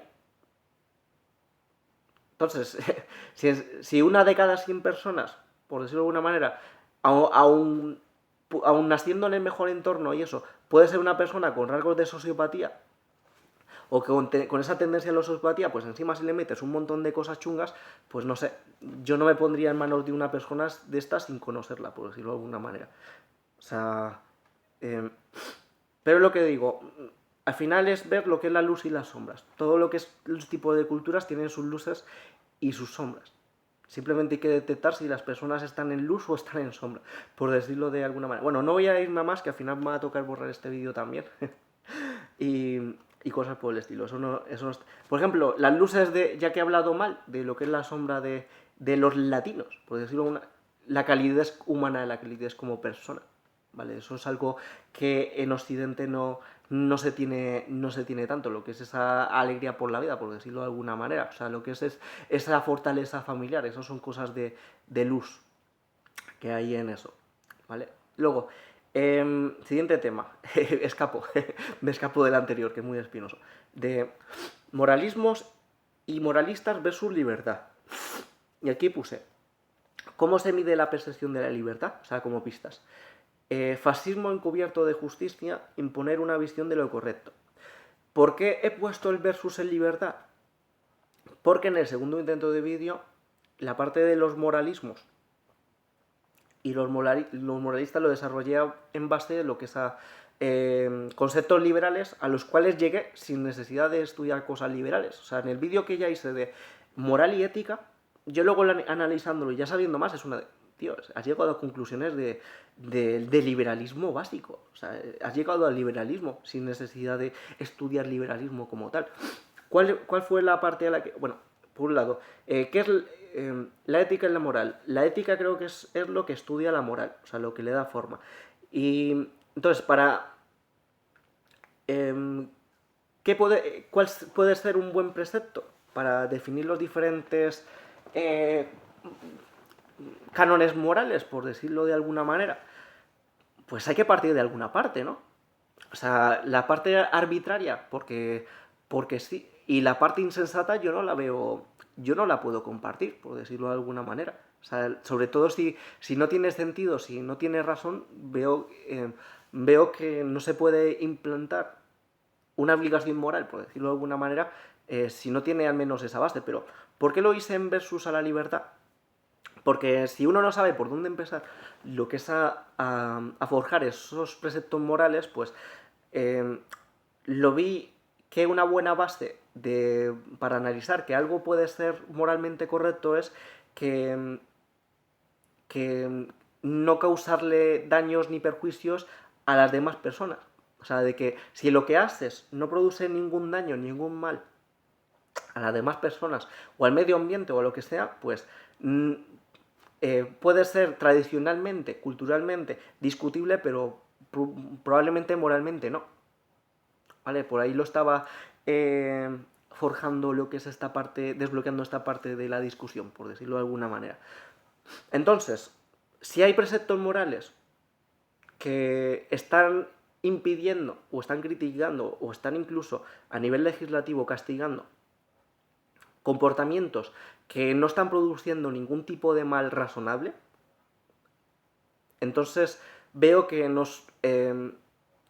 veo que esas personas moralistas que están imponiendo algo de eso pueden estar haciendo cosas inmorales, por decirlo de alguna manera. Aquí el ejemplo más macabro que se me ocurre, y que se me ocurrió hace 2 vídeos de la reflexión, fue, por ejemplo, con el caso de las personas homosexuales cuando están en países en los cuales se los pena incluso con la pena capital. ¿Vale? ¿Os parece moralmente correcto llegar a un acto de violencia absoluta? O sea, eliminar a la persona o ponerle un castigo súper grave como tirarle pedradas, por decirlo de alguna manera. O sea, producir violencia, lo que es extrema. Cuando una persona a lo mejor el único pecado que ha cometido es querer amar a otra persona y vivir con ella, siendo adultos responsables y cosas por el estilo. ¿Os parecen preceptos morales que están razonablemente justificados? Porque si, por ejemplo, un moralista intenta lo que es crear el bien y su mecanismo para crear el bien es tirar pedradas o ejecutar a otras personas que lo único que quieren en su vida es amarse y compartir su vida con otras personas, pues me parece que pueden estar más que equivocados. Están haciendo un mal muy superior, al menos a mi parecer. Os dije que iba a ser un ejemplo macabro, pero que se entienda un poco la idea que os intento decir. Por eso, teniendo esto en cuenta, el precepto base de lo vaso, base de lo vaso es lo que os he comentado, en ideas de una pseudo-liberales, en plan de si la persona no está haciendo ningún tipo de mal a las otras personas, no tendría por qué juzgársele a nivel moral, no tendría ningún sentido. Tampoco que se le juzgue lo que sea esta persona, por decirlo de alguna manera. Por ejemplo, si a nivel moral está mal visto que una persona ande en bolas, ¿vale? ¿Tú penarías, por ejemplo, a esa persona si, por ejemplo, está en el bosque, en su propiedad, y que está en este entorno en bolas donde no lo vea nadie? A lo mejor hay culturas en las que eso está súper mal visto, súper mal puesto a nivel moral, y a lo mejor le puede caer un castigo en plan si estáis en una secta en plan Amis o sitios de esos, cuando realmente no le está produciendo ningún mal a nadie, por decirlo de alguna manera. O sea, esos conceptos morales y estos moralistas, a mi parecer, están completamente equivocados y están produciendo si intentan quitar el mal del mundo, están produciendo mal. O sea, su acción es mal puro. Es algo malévolo, por decirlo de alguna manera. ¿Cuál es la parte de la reflexión? En el que en el segundo intento de vídeo no sabría qué decir. Que esto llegue también en el vídeo que hice sobre moral y ética, de que el problema es si, por ejemplo, tu mera existencia hace que, por ejemplo, las personas produzca un mal en las personas, pero no por tu mera existencia, sino por la gestión que tienen las personas de tu existencia. ¿Vale? Porque si estoy diciendo que es correcto si no les produces ningún mal, pero si, por ejemplo, tu mera existencia, porque son gente racista, xenófoba, prejuiciosa, les produce un mal, por ejemplo, mental, de que se ponen de mala hostia, no están a gusto en el ambiente y cosas por el estilo, entonces tu mera existencia estaría produciendo un mal. Entonces, aquí, por ejemplo, esta parte digo que este tipo de daño, como lo está produciendo realmente en la gestión de la otra persona, pues que se tiene que joder, por decirlo de alguna manera. O sea, que no se podría justificar tampoco, en plan de... Esto creo que hay una historia que escuché hace poco que le pasó a Muhammad Ali, el boxeador súper famoso, que él, por ejemplo, había conseguido creo que era un oro olímpico para Estados Unidos, le dio por entrar a un bar con la medalla, o sea, siendo un héroe deportivo nacional en un bar, y como estaba prohibido que las personas afroamericanas entraran en ese tipo de bares, lo echaron. Y parece que tiró la medalla al río. Eso fue lo que se dijo. O sea, eso es lo que igual se enfadó y tiró porque no servía de nada. O sea, había llegado al culmen de la representación y aún así, solo por su pigmentación de piel, estaba rechazado por la sociedad, por decirlo de alguna manera. Entonces, ¿a qué llegué aquí? ¿Y cuál fue el punto de inflexión en el que os digo que no sabría qué decir? Que en esta parte realmente la persona, si le produce un mal psicológico estar al lado de otro tipo de personas, el problema es suyo, pero llegué una... Y aquí lo centré como en el sentido visual. O sea, si tú no puedes ver al otro tipo de personas, el problema es tuyo porque estarías como negando su existencia. Si tú no puedes escuchar, en plan de que, por ejemplo, en muchos vídeos que hay en Inglaterra, de que, o incluso no sé si en Estados Unidos, de gente hablando en español, y le viene un xenófobo de estos, y les dice, aquí se habla en inglés. O sea, tendréis que estar a hablar en inglés. Yo lo primero que pienso es, ¿qué pasa? ¿Te quieres enterar de qué están hablando? Por decirlo de alguna manera. Pero que en plan que se pone así súper encabronada de que aquí se habla lo que es en inglés.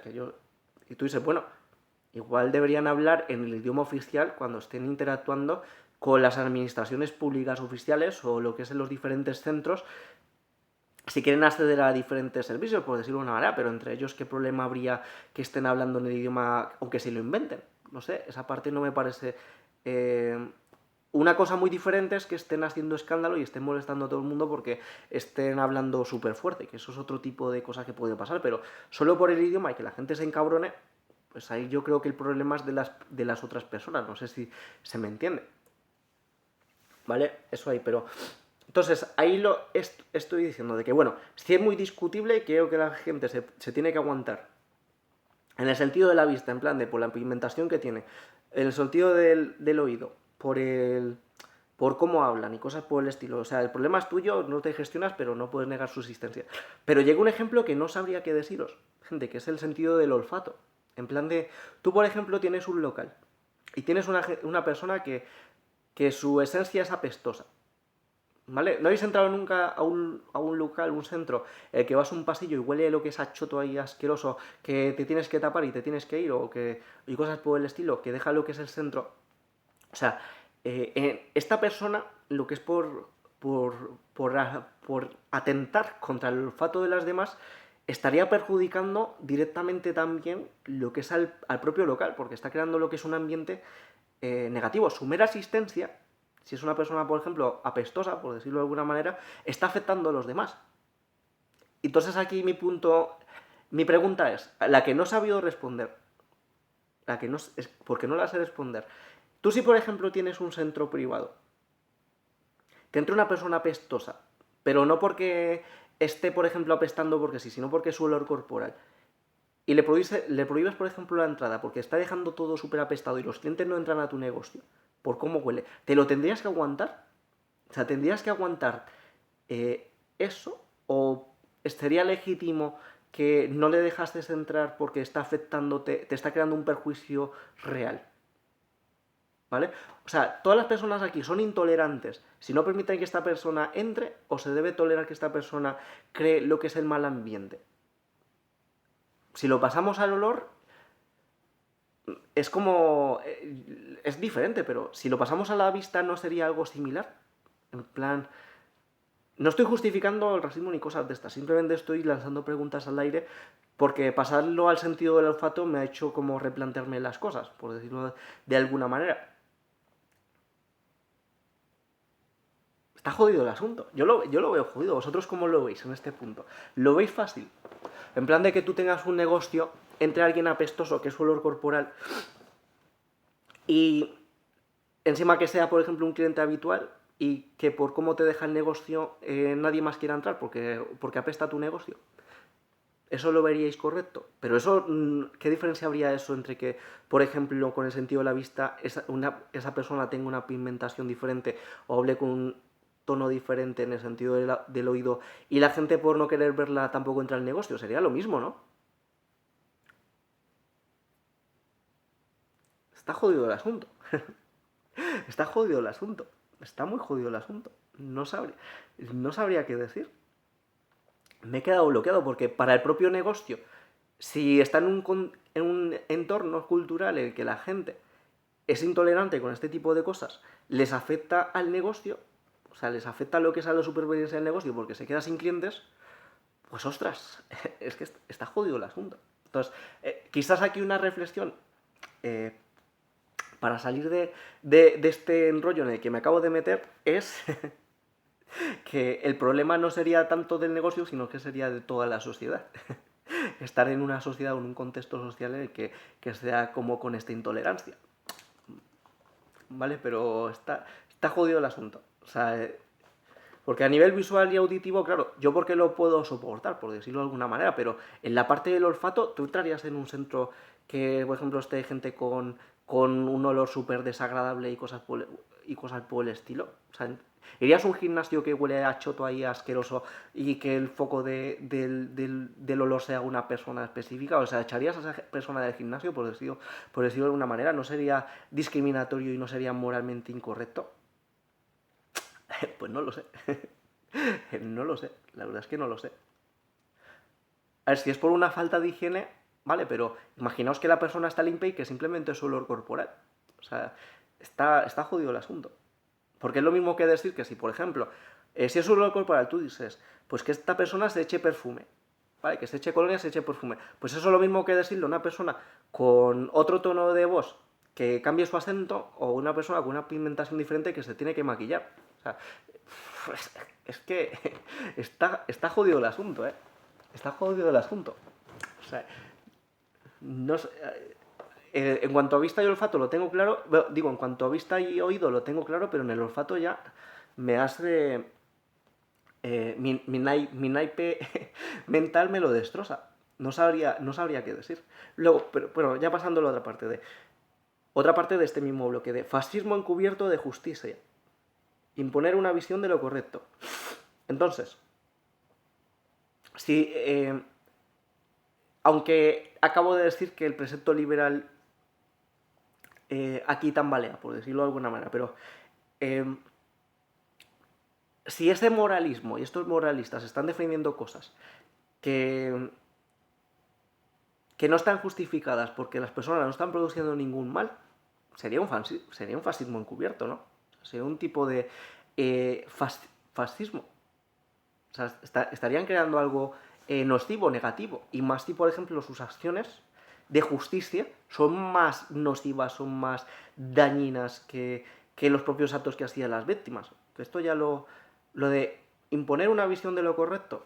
A ver, es que qué es lo correcto como tal. Quizás aquí yo como correcto sería de si hay imposiciones a nivel moral que estén justificadas de manera racional. O sea, de si sacrificas la libertad, que esté al menos en base a la razón, pero de manera... Debería pausar el vídeo, pero... Me da miedo que se dañe este archivo también y tenga que grabarlo por cuarta vez. Habría perdido 5 horas de mi vida grabando. Tampoco está bien.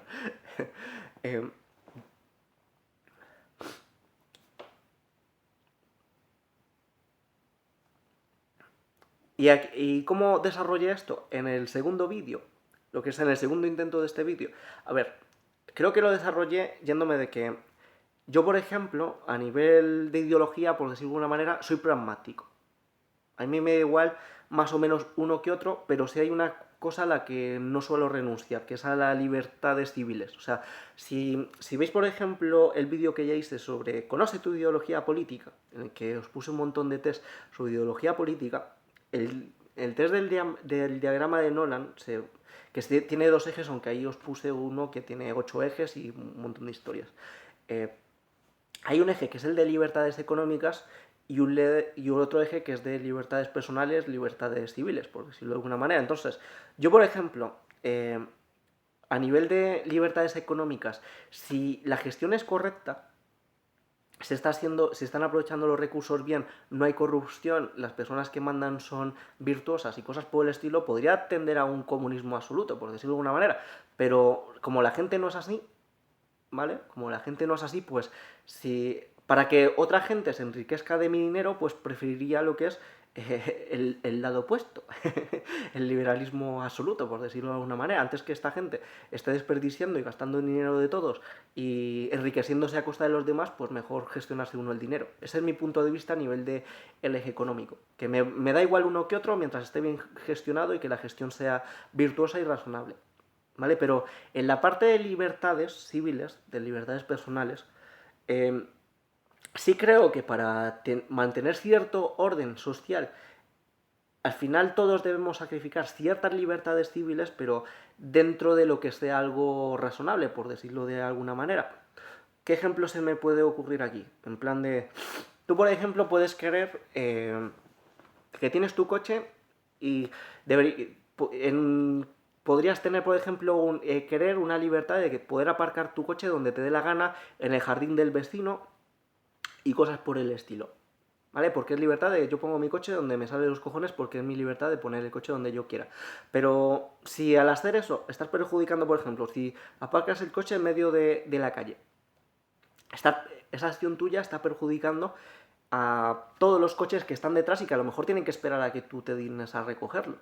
O, por ejemplo, si lo aparcas en el jardín del vecino, le acabas de destrozar las plantas al vecino, le estás quedando mal. Entonces, para vivir en sociedad tenemos que sacrificar ciertas partes de nuestras libertades civiles, nuestras libertades personales, para que esa sociedad sea viable, por decirlo de alguna manera. Entonces, a nivel moral, si lo único que digo es que si hay que sacrificar aspectos de la libertad personal, que por lo menos esté justificado.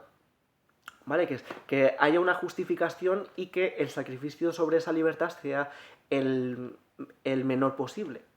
¿Vale? No que sea, por ejemplo,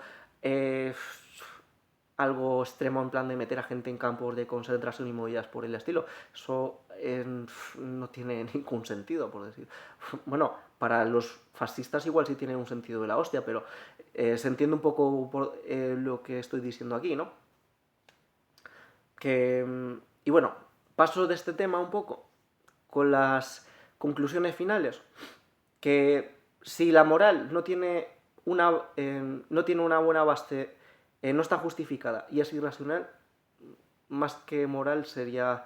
Esos principios moralistas creo que son perfectamente discutibles y está bien confrontarlos, por decirlo de alguna manera. Y a la hora de sacrificar la libertad, que sea de manera sensata y lo menor posible, por decirlo de alguna manera.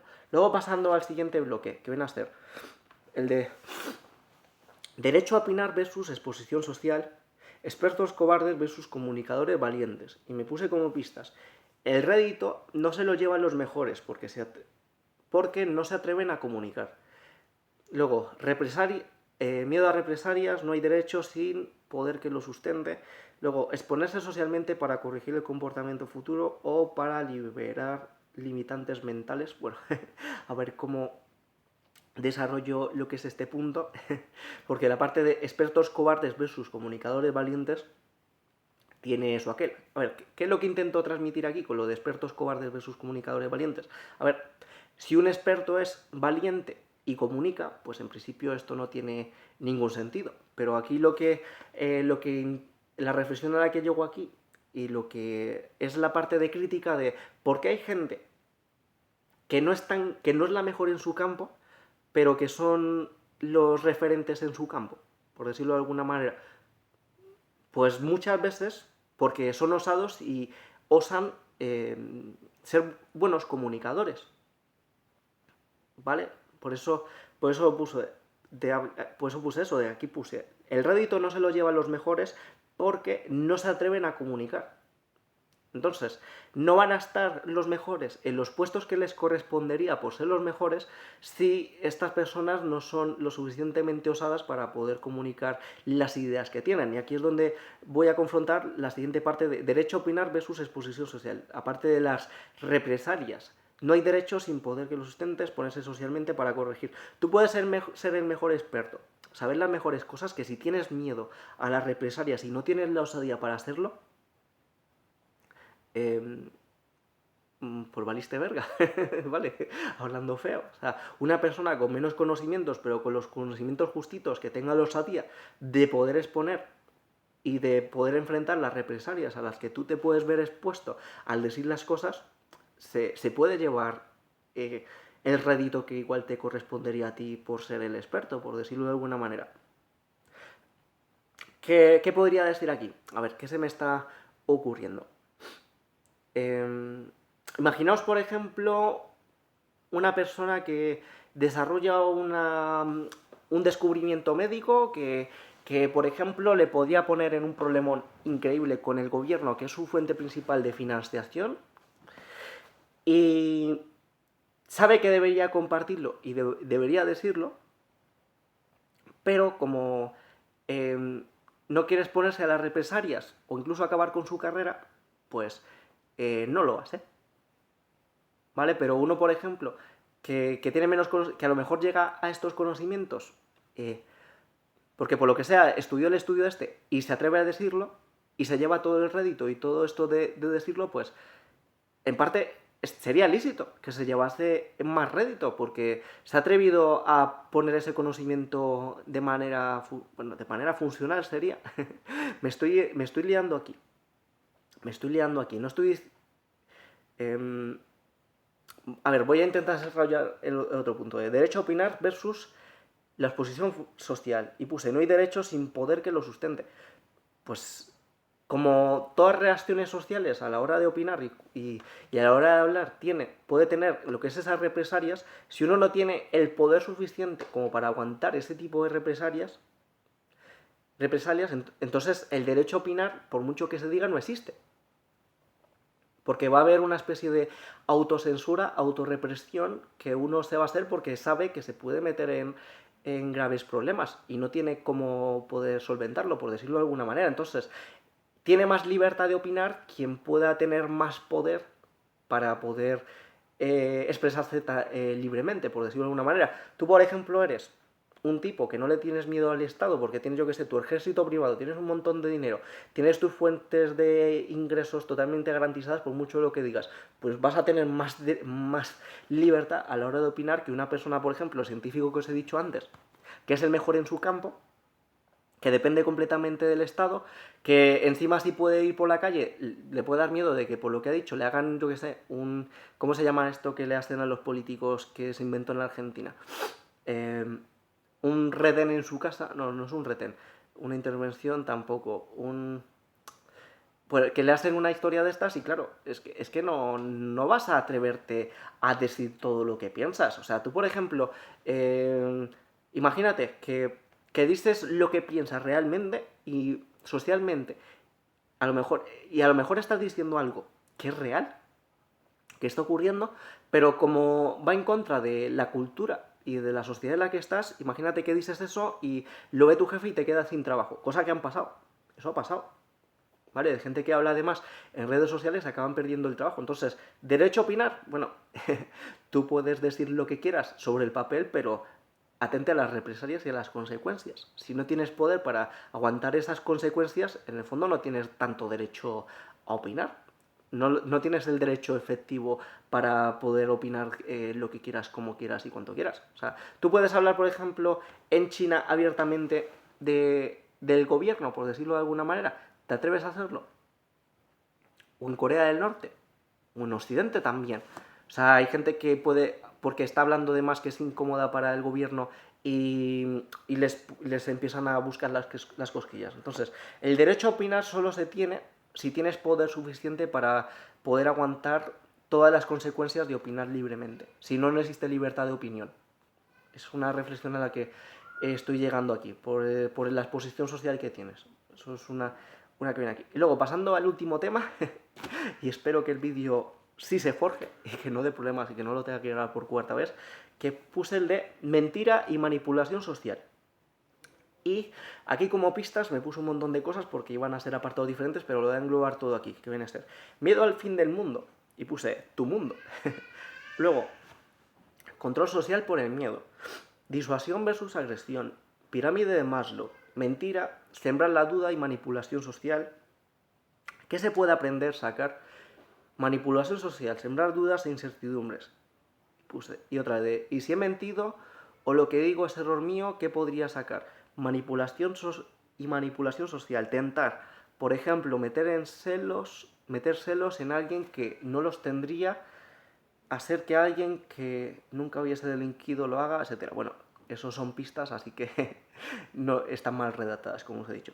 Voy a englobarlo directamente como llevé la reflexión en el segundo intento de vídeo, que lo llevé todo a la pirámide de Maslow, por eso la tenía aquí preparadita, porque me dio mucha facilidad para desarrollar este punto de la manipulación, la mentira y la manipulación social, sobre todo la parte de la manipulación.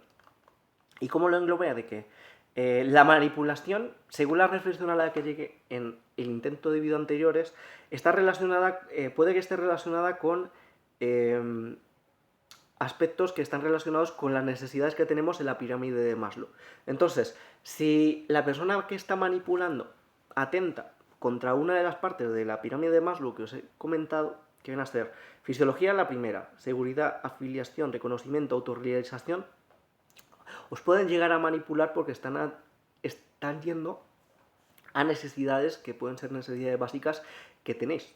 ¿Vale? Os puede hacerle clic y podéis expresar de manipulación. Por ejemplo, en la parte de fisiología, o sea, de respiración, alimentación, descanso, sexo, aunque aquí sexo más que la parte de intimidad sexual que está en la parte de afiliación, creo que en esta parte fisiológica igual se está refiriendo más a la parte de reproducción. Igual es eso a lo que atiende esta primera parte. Y homeostasis.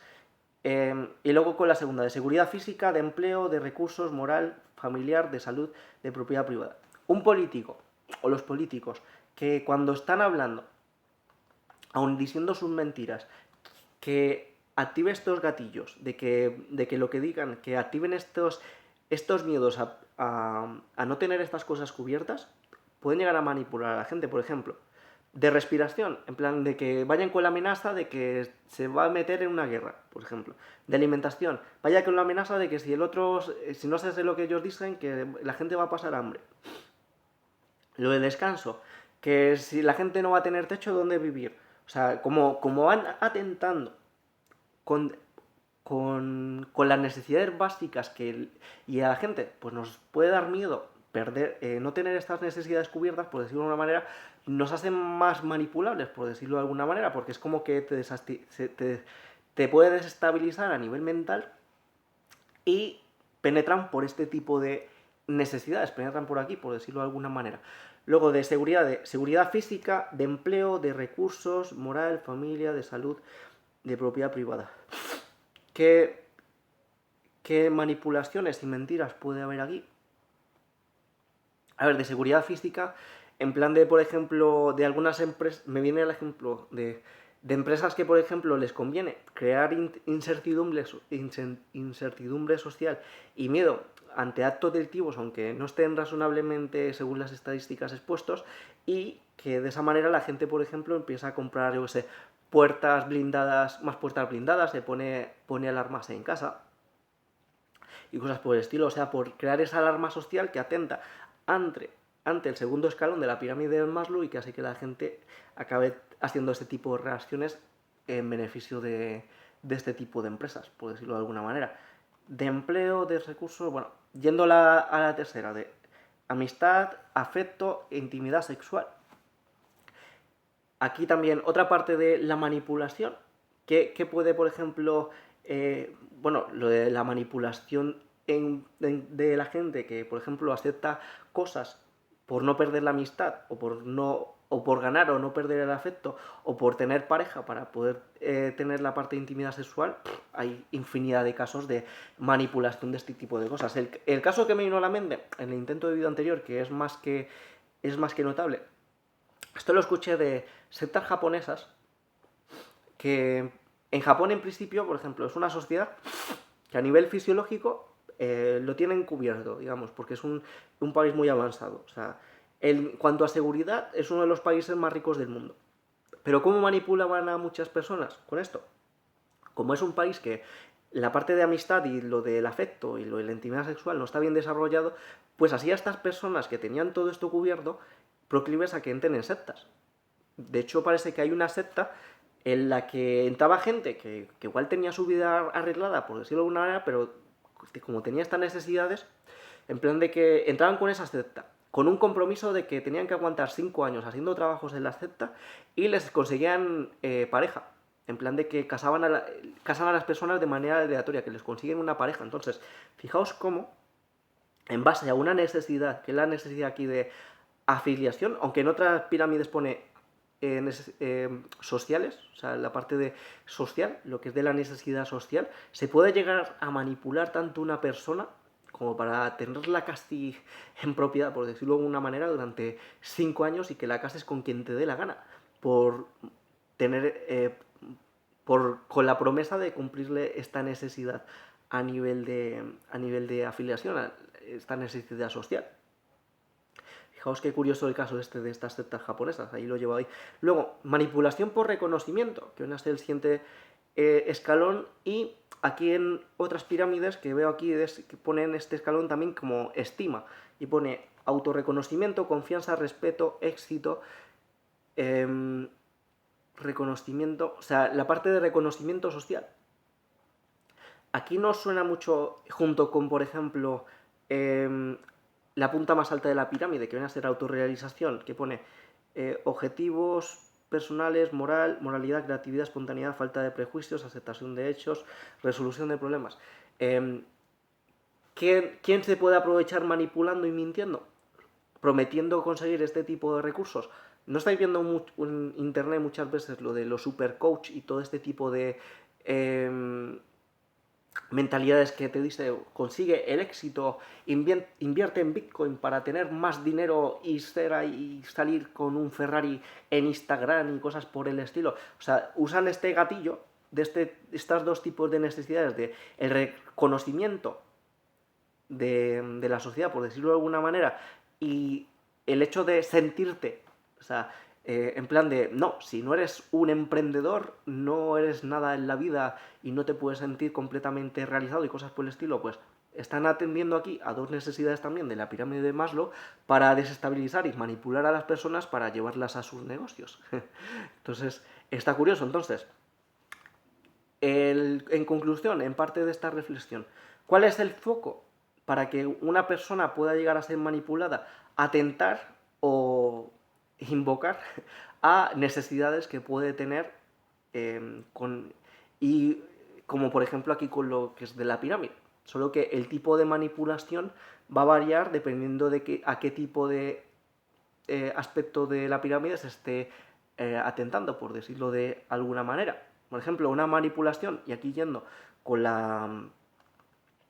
con la pista que me puse de disuasión versus agresión. ¿vale? Que es una manera de manipulación, pero más agresiva, por decirlo de alguna manera.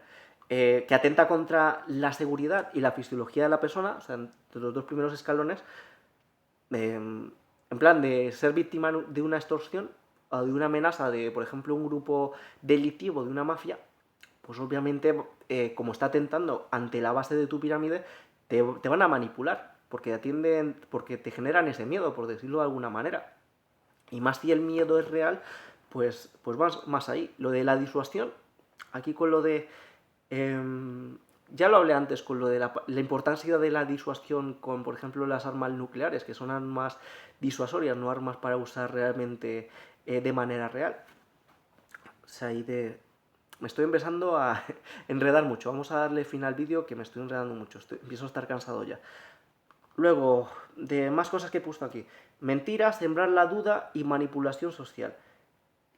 O sea, en base a las mentiras se puede llegar a manipular a la gente si gente que puede estar estable y que tenga todo cubierto, pero si le sembran la duda, que le dé miedo y que apele a los diferentes puntos de necesidad de la pirámide, los puede llegar a manipular. Y por eso puse, por ejemplo, en el final de tentar, por ejemplo, meter celos en alguien que no los tendría, hacer que alguien que nunca hubiese delinquido lo haga.